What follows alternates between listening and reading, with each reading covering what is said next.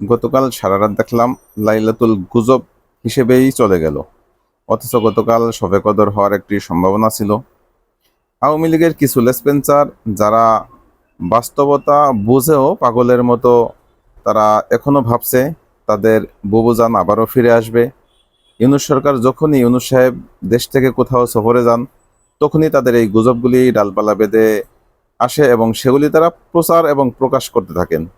গতকালকে অনেকগুলি গুজবের ভিতরে একটি ছিল সেনাবাহিনী তারা কু করে বসছে এবং অভ্যুত্থান করে বসবে এবং সকালে তারা একটা শুভ সংবাদ পাবে, এই আশায় অমি পিয়াল সহ আরও যারা ছিল আওয়ামী লেসপেন্সার তারা সারা রাত মানুষকে ডিস্টার্ব করেছে।